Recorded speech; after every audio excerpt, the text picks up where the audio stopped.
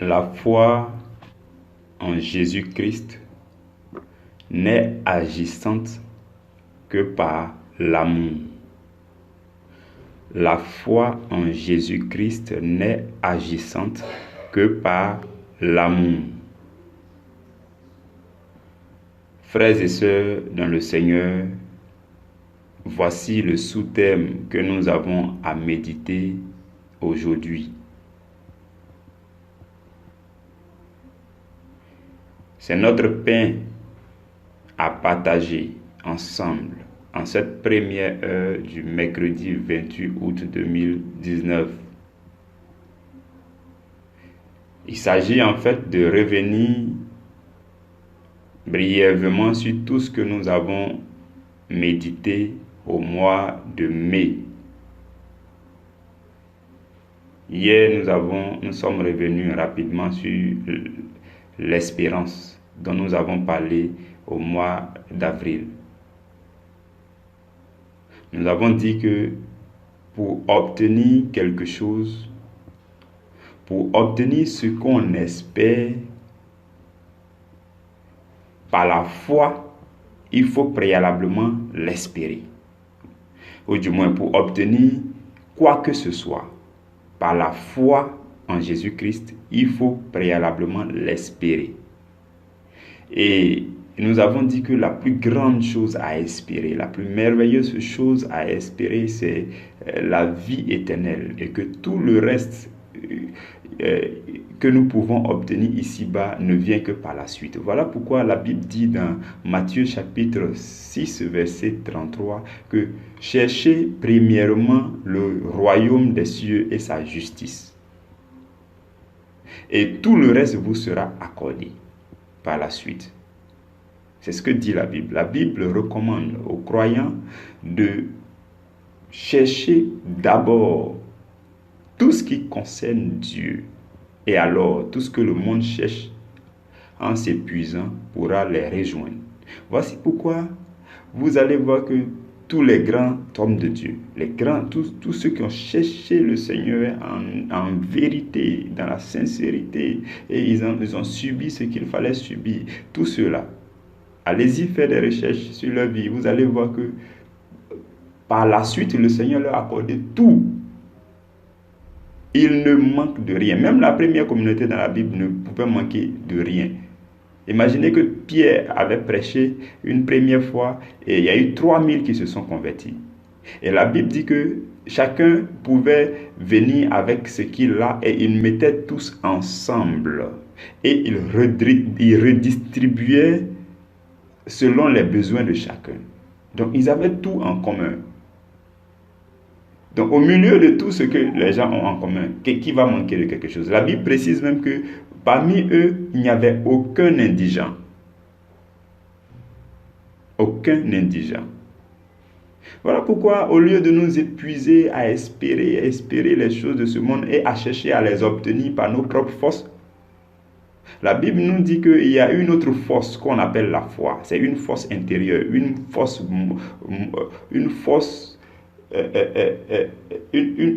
puissance motivatrice intérieure, et c'est une force spirituelle de motivation qui vient de la parole de Dieu. Au fur et à mesure que nous lisons la parole de Dieu, la foi devient de plus en plus forte à l'intérieur de nous.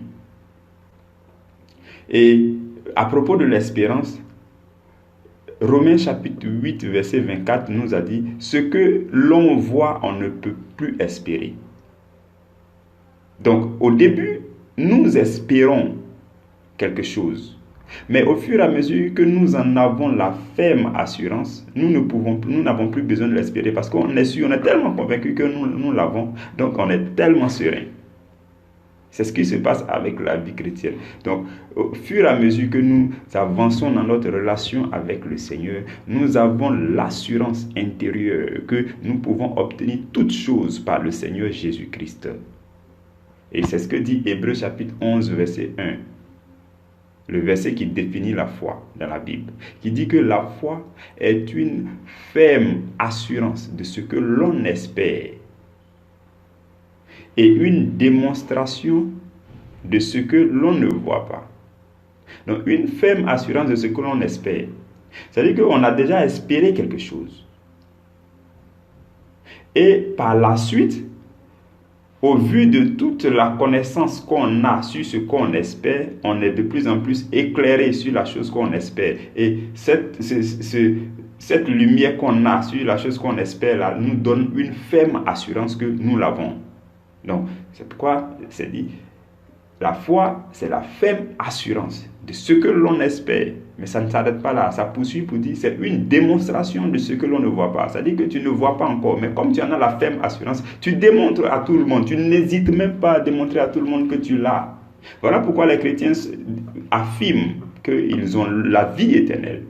Parce que quand vous lisez régulièrement la Bible, vous vous rendez compte que la vie éternelle qui était au début pour vous une espérance devient quelque chose que vous voyez, quelque chose que vous en avez la ferme assurance, que vous croyez que vous l'avez saisi en Jésus-Christ. Et la chose qui suit, c'est que personne ne peut obtenir, selon les principes de Dieu, personne ne peut obtenir ce qu'il n'aime pas. Cela fait partie des principes de Dieu. Vous n'aimez pas quelque chose, vous ne pouvez pas l'obtenir. Et ça, je pense que le bon sens même peut nous l'enseigner facilement.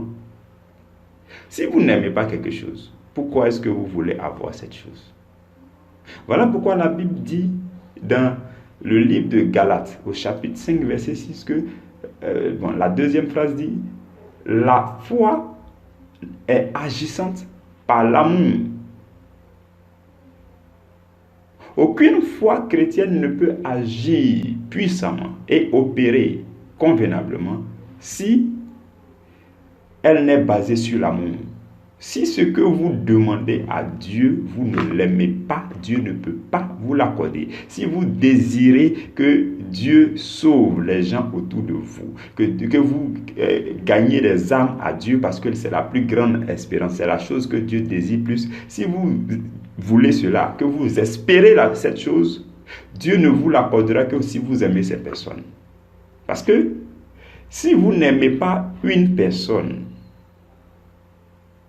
pourquoi est-ce que vous pensez désirer la vie éternelle pour cette personne? Ça n'a aucun sens. C'est pourquoi la Bible affirme clairement dans le livre de, je crois c'est Hébreux ou bien Timothée, la Bible dit clairement que celui qui hait son frère, celui-là est un meurtrier. Celui qui n'aime pas son frère, celui-là est un meurtrier. Parce que quand tu n'aimes pas quelqu'un, ça veut dire que dans ton fort intérieur, tu désirerais, tu es prêt à désirer le mal pour cette personne. Et si tu désires le mal pour une personne, ça veut dire que tu n'es même pas prêt à voir cette personne au paradis. Ça veut dire que tu as condamné cette personne. Ça veut dire que tu fais partie de ceux-là qui peuvent accuser cette personne. Alors que Satan, c'est le chef des accusateurs. La Bible l'appelle l'accusateur.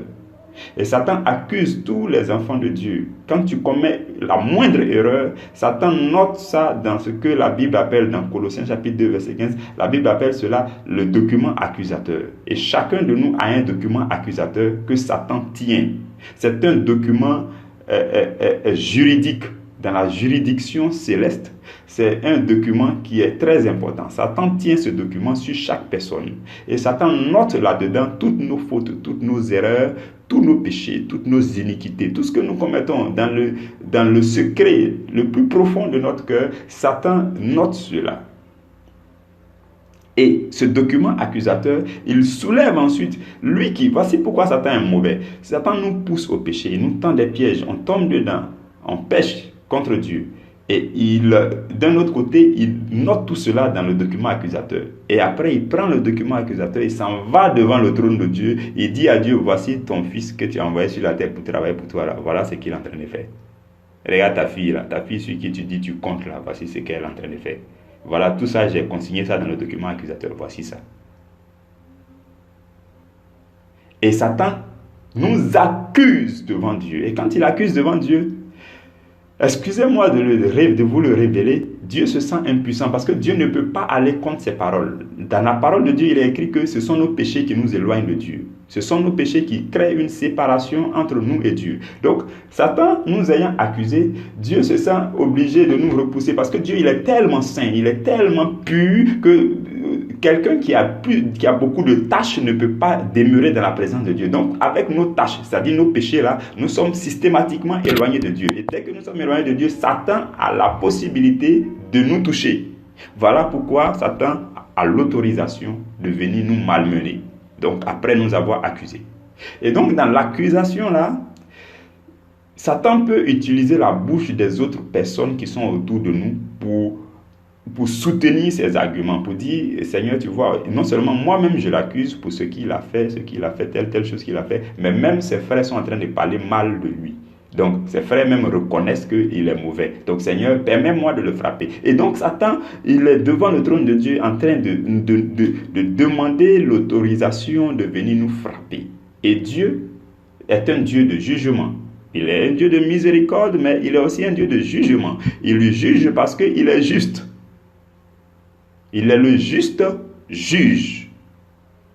Il n'a pas le droit de faire... Donc, d'aller contre sa parole. Sa parole dit que si nous péchons, nous sommes éloignés de sa présence. Et donc, quand nous sommes éloignés de sa présence, nous ne sommes que dans la présence du diable. Et le diable peut porter atteinte à nous. C'est tout ce qui se passe. Ce qui se passe dans le monde, c'est le jugement de Dieu qui s'abat. Voilà pourquoi Dieu dit, il ne cherche qu'une personne par pays. Lisez le livre d'Ézéchiel chapitre 22. Il dit, il ne cherche qu'une personne par pays pour se tenir à la brèche, pour prier pour les uns et pour les autres. Voici pourquoi quand vous prenez les pays, ça va mal, mais les gens sont encore en vie.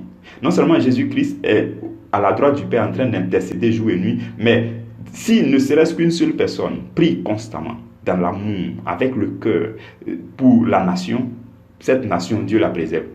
Dieu la préserve. Le chaos n'arrive pas comme ça. Parce qu'il y a au moins une personne. Voici pourquoi, quand vous lisez le livre de Genèse, Abraham a intercédé pour Lot.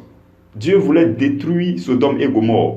Et Abraham s'est mis devant Dieu pour dire, Seigneur, est-ce que tu vas détruire le juste avec le méchant? Si tu trouvais 50 justes dans Sodome et Gomorrhe, pourquoi tu vas détruire Sodome et Gomorrhe avec les 50 justes? Toi qui es le Dieu qui est si juste. Dieu dit, si je trouve 50 personnes, je ne vais pas les tuer.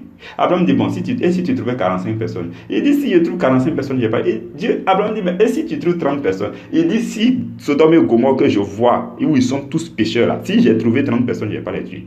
Abraham descend jusqu'à 10 personnes. Il dit, et si tu trouves 10 personnes? Il dit, même 10 personnes dans un pays, si j'en trouve dans Sodome et Gomorrhe, je ne vais pas les tuer.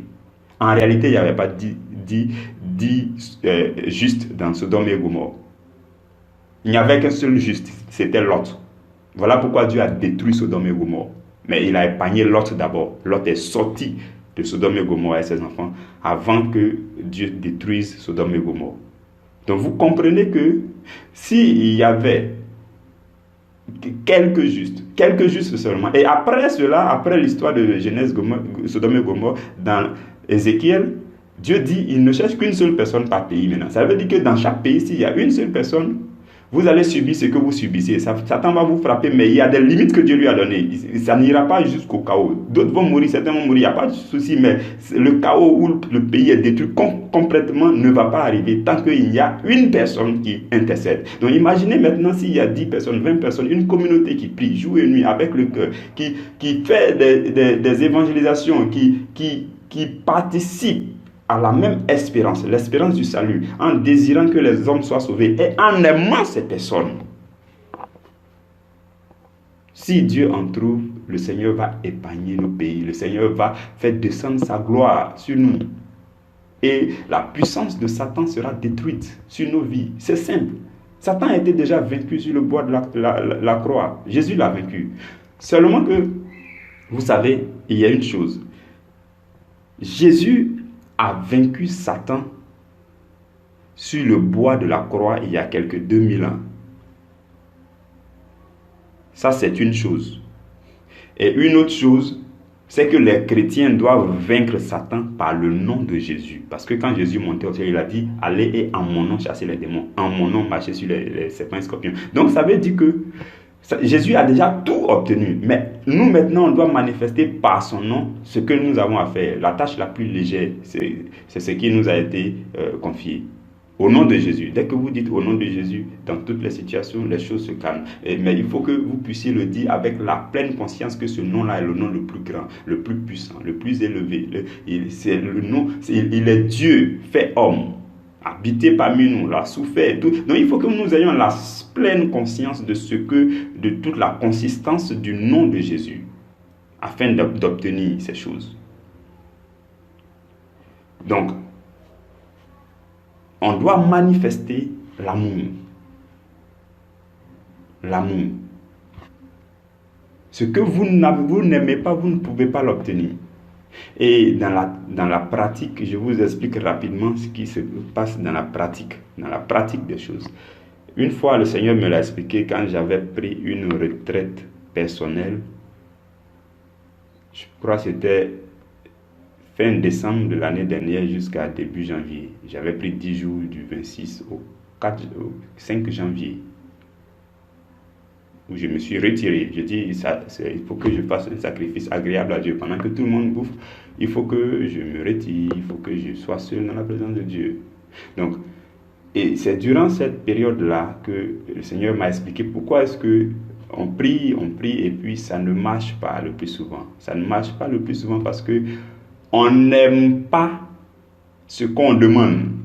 On démontre par la suite, c'est-à-dire après avoir prié, après avoir manifesté notre désir, exprimé notre désir à Dieu par rapport à ce qu'on veut, après la prière, dans les moments qui suivent, on manifeste le contraire. On manifeste de la haine vis-à-vis de ce pourquoi nous avons prié. Et dans ces conditions, nous ne pouvons rien obtenir de Dieu. Si vous priez pour que quelqu'un soit sauvé, ça veut dire que vous vous engagez à aimer cette personne.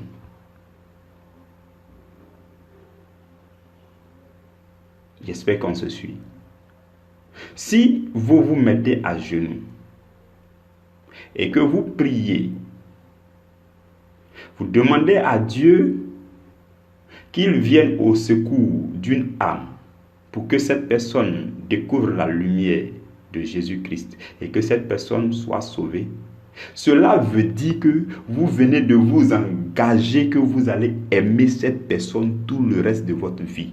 Parce que si un moment vient que vous manifestez la haine vis-à-vis de cette personne, ça veut dire que vous annulez votre prière. Parce que ce que vous n'aimez pas, vous ne pouvez pas l'obtenir. Et donc, vous n'êtes plus, spirituellement, vous ne faites plus partie de ceux qui sont pour le salut de cette personne. Mais vous faites partie de ceux qui sont contre le salut de cette personne. Parce que vous venez de le haïr. Et donc, vous faites partie de ceux du diable qui est cette personne. Et donc, vous faites partie des co-accusateurs de Satan. C'est très subtil ce que je suis en train de nous expliquer. Il nous arrive de dire, j'ai prié pour telle personne. Et puis après, on se trouve à quereller avec la personne. Ou bien on se trouve à mal parler de cette personne derrière la personne. Ou bien on se trouve à dire, voilà. C'est très grave. Spirituellement, le Seigneur nous voit. Et quand il en est ainsi, ce que nous avons demandé, ce que nous avons espéré, nous ne pouvons pas l'obtenir. Il en est de même pour nos besoins personnels. Si vous demandez à Dieu. Le Seigneur m'a montré une image simple. Il dit, c'est comme si tu disais,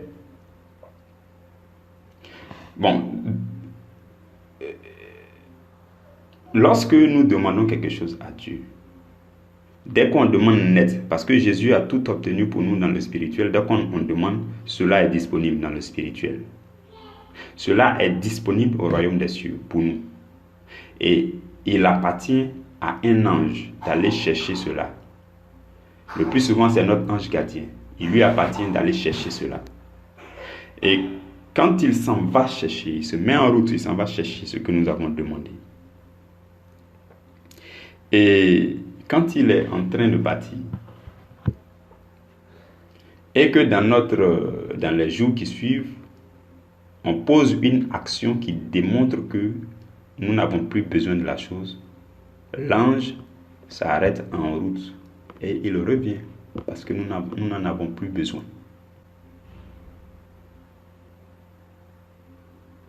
Dès que nous manifestons que nous n'aimons plus la chose, nous ne sommes plus intéressés par la chose, alors l'envoyé qui était chargé d'aller chercher perd ses forces et nous n'obtiendrons pas la chose. Souvenez-vous, dans le livre de Daniel, Daniel a demandé quelque chose à Dieu et Daniel a commencé à prier et à jeûner pendant 21 jours.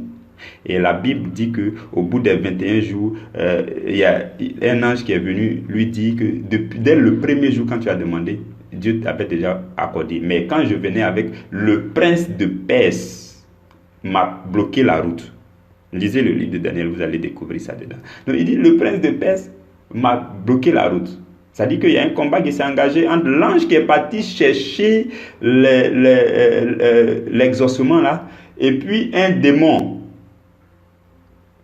Le prince de Perse qui a bloqué la route, qui dit tu ne peux pas partir avec. Pendant ce temps, Daniel était en prière, jeûne et prière, 21 jours. Et la Bible dit que comme il jeûnait et priait, Archange Michel est venu au secours de l'ange qui était allé chercher l'exaucement. Et ils ont pu combattre le prince de Perse pour que l'exaucement arrive.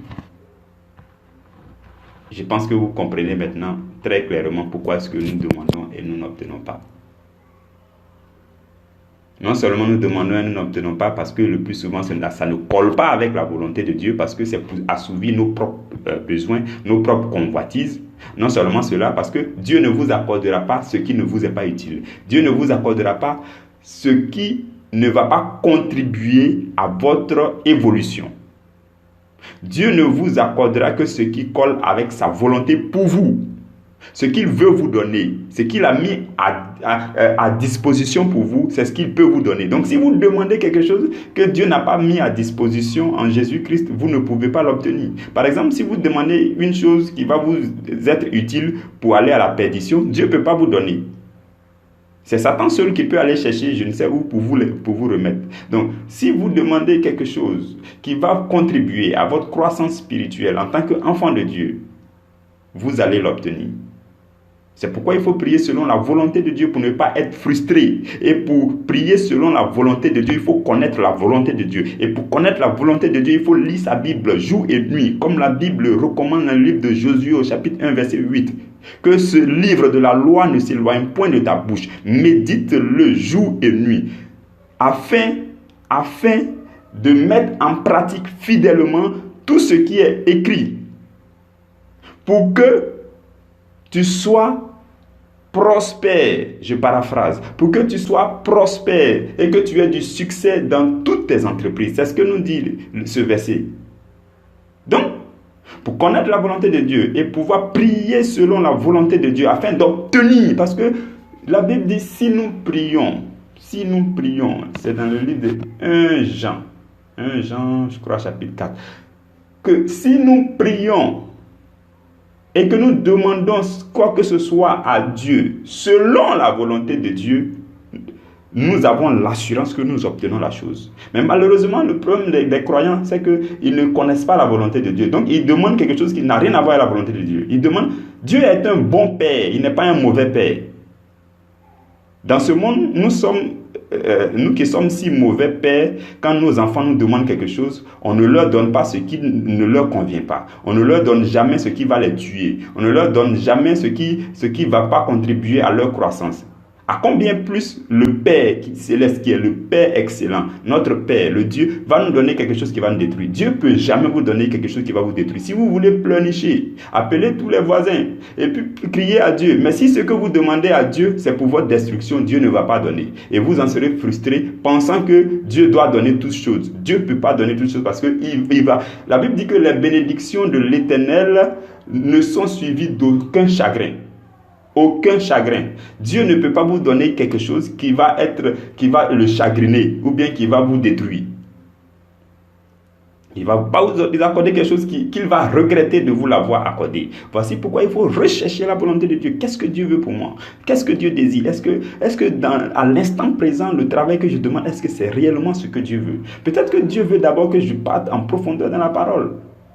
Par moments, ce que Dieu veut pour nous, là, c'est excellent, mais on trouve que la chair trouve que c'est lourd, c'est difficile. Et pourtant, ça fait partie de ce que Dieu veut.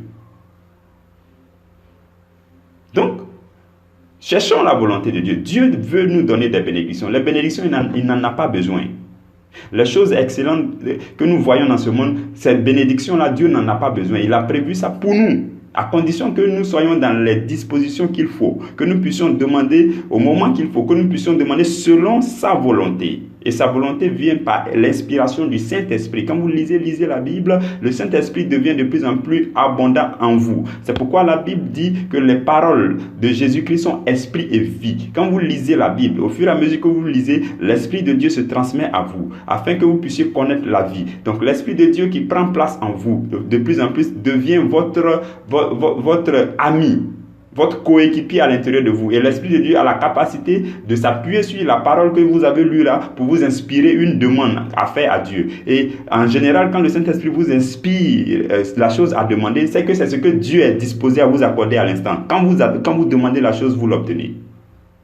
Mais vous ne pouvez pas vous lever dans la chair vous-même, dans votre propre volonté, pour demander quelque chose à Dieu, sachant que si vous y réfléchissez bien, cette chose va vous détruire. Dieu ne peut pas vous l'accorder parce que vous aimez. Non. Si un enfant de 12 ans se met à genoux, en train de pleurnicher devant son papa, pour dire à son papa, donne-moi la clé du véhicule pour que je parte à l'école, alors qu'il n'a que 12 ans, il n'a pas le permis de conduire. Si cet enfant-là se met à genoux et qu'il pleurniche, il pleure, il va pleurer 10 heures, 20 heures, un jour, 3 jours, une semaine, son papa, si c'est un bon père, il ne va jamais lui remettre la clé. Si l'enfant veut qu'il parte chercher les voisins, qu'il parte chercher les papas du quartier, qu'ils se réunissent tous pour venir se mettre à genoux devant son père, pour dire, papa, j'ai 10 ans, mais comme j'aime le véhicule, s'il te plaît, donne-moi la clé, je vais aller en voiture. Et alors qu'il n'a pas de permis de conduire, ce père-là, s'il est bon, il ne va jamais lui donner. Voilà pourquoi les chrétiens prient. Ils prient pour un sujet que Dieu ne peut pas leur accorder. Ce sujet-là, le Dieu ne peut pas leur accorder cette chose parce que ce n'est pas bon pour eux. Et Dieu veut que vous puissiez passer certaines étapes. Donc, si on ouvre les yeux, nous allons comprendre qu'il faut passer certaines étapes pour être capable. Si l'enfant a le permis de conduire, ou bien si l'enfant a l'âge nécessaire pour conduire, il n'y a pas de souci, son papa lui remettra la clé un jour. Parce que son papa l'aime. Et si son papa ne lui a pas encore remis la clé, c'est aussi parce que son papa l'aime. Les chrétiens doivent comprendre la chose. Si Dieu ne nous accorde pas certaines choses, que nous demandons, sans toutefois savoir que c'est pour notre destruction, c'est parce que Dieu nous aime. Si Dieu nous l'accorde, c'est parce que Dieu nous aime également. Je voudrais qu'on comprenne ces réalités. Et alors, on va rendre gloire à Dieu jour et nuit. Nous allons bénir le nom du Seigneur tous les jours de notre vie parce qu'il est toujours amour, il est merveilleux, il est glorieux. Et comme il est infiniment amour, il veut que nous puissions marcher dans l'amour. Nous puissions marcher dans l'amour vis-à-vis de tout ce que nous demandons, vis-à-vis de nos frères, nos sœurs. Je vous dis la vérité. Si le Seigneur nous a réunis sur ce groupe, et ce n'est pas comme si je fais une publicité partout, chez tous mes contacts, ou bien je vous demande de faire chez tous vos contacts. Si vous avez remarqué, dès le début, j'ai dit, même si nous sommes 5 sur le groupe, nous allons écouter la parole. Même si nous sommes 5, on va y aller. Ce que Dieu va envoyer dans le groupe, c'est ceux-là qui vont rentrer. Et donc, je disais à Dieu, le poids, ce que tu vas envoyer, c'est que ceux-là, je suis prêt à les aimer, à porter le poids spirituel pour eux, à me mettre à genoux, à prier pour chacun, à dire leur nom, à évoquer leurs problèmes, à prier la nuit, s'il le faut. Et c'est ce que j'ai dit au Seigneur. Donc ça veut dire que si, par la grâce du Seigneur, il passe par moi pour que le message vous soit annoncé sur cette plateforme Priorité à l'Évangile, c'est parce que, en âme et conscience, je désire ardemment que vous soyez sauvés. Et donc je désire aussi que l'amour entre nous s'établisse. Et donc, je vous aime, j'aime vos âmes. Et je me mets à genoux pour supplier le Seigneur pour le salut de votre âme. Je vous en supplie, je veux que vous le sachiez. Et c'est ce que chacun de nous doit faire pour son frère, pour sa soeur, pour nos collègues, pour nos amis, nos frères autour de nous. Nous devons les regarder dans les yeux, les aimer, parce que Dieu les aime, quoi qu'il en soit. Si quelqu'un les hait, malgré tout, Dieu les aime. Donc, alignons-nous avec Dieu et aimons-les. Et Dieu nous bénira, nous tous. Je prie que la grâce de Dieu demeure avec vous. Nous nous retrouvons demain dès la première heure. Amen.